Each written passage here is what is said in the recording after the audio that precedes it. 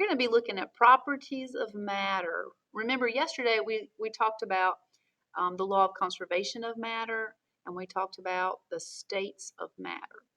Today we're going to pick up on properties of matter. So there's two types of properties of matter I want you to be familiar with: physical properties, and then on the next slide we will look at the characteristics of chemical properties. A physical property is one that can be observed or measured without altering the identity of the substance. So like, for example, when we freeze water, it's still chemically H2O. I'm going to get my pen tools here ready, just a second. So like, well, normally water exists as liquid water, H2OL, but if you were to cool it enough, it would then change to H2O still, but it would be a solid state. That's just a change in the phase or the state of matter. So you haven't altered its identity. It's still chemically water. It's just solid, and you could melt it again by putting it back at room temperature. So physical properties can be observed or measured without altering the identity. So like if you were to measure the density of copper, or if you were just to observe the color, for example, of this screen, just by observing that, you are not going to change the identity. You could observe the color of this golden statue here, and that's not going to change it to something new. That's just a physical property. Melting point. Every substance has its own unique melting point. Water, for example, it's going to begin to melt. If you were to have the solid ice, it would start melting as you heated it when it reached 0 degrees Celsius. Melting point is a physical property. Now, there are two types of, or categories of physical properties.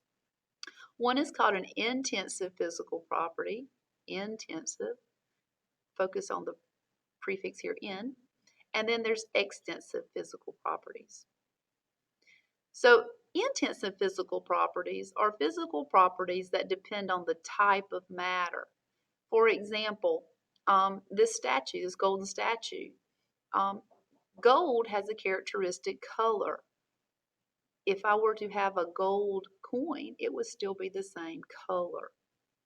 So the gold color is an intensive physical property. It depends on the type of matter.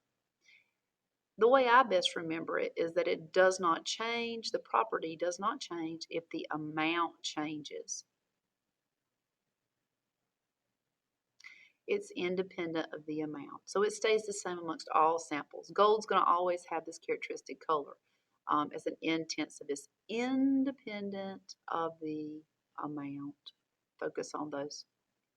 Intensive is independent of the amount. Now, extensive physical properties are physical properties that depend on the amount. They do depend on the amount of the matter present. So if we go back to this golden statue here, if I were to find the mass of this, put it on a scale and find its mass, let's say that it was a 200-gram mass of gold.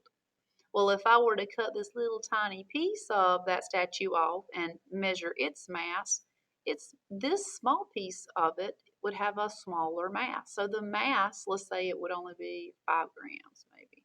I'm just making these up as I go, but it's a smaller piece, so it has a different mass. Notice how the mass is different. So that would depend on the amount. The mass would change if the amount changes. Chemical properties. These are characteristics of a substance that can be studied only with the risk of changing the identity of the substance. So if you were to measure or observe a chemical property, you would risk changing the identity.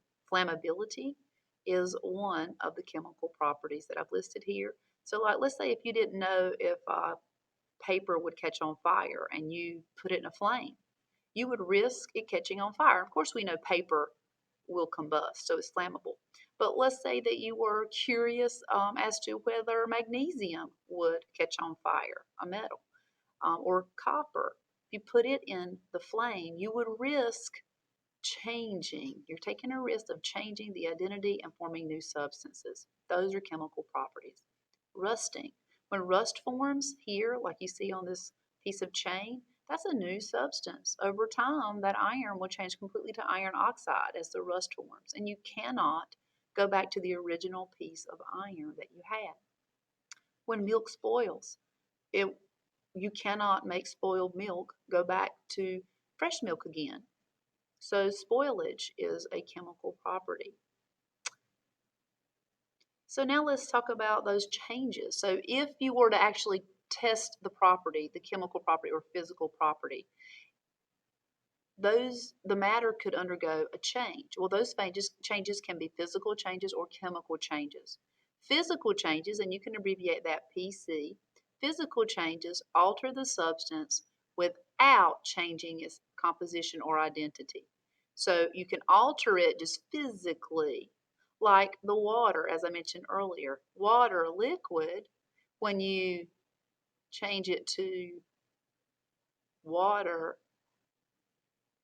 solid, it's going to undergo a physical change, a change of state, but it's still chemically H2O, and you could, as I said, melt it again. So cutting wire, tearing paper, dissolving like sugar in water, freezing water, any phase change.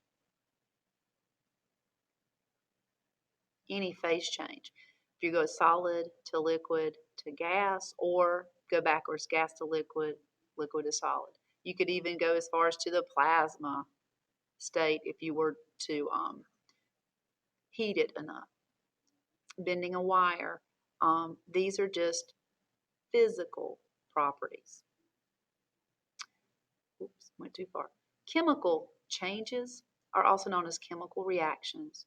These are the changes that will alter the identity and the characteristics of the substance. So you can typically look at the verbs burning, rusting, souring. Those are going to be permanent changes, and those permanent changes it's not easy to go back to what you started with. Those are chemical changes. You form new substances. All right. Now, I will demonstrate these indicators to you in class, but indicators of a chemical change, these are things that indicate to us that a chemical change has taken place, and you can abbreviate chemical change with a CC.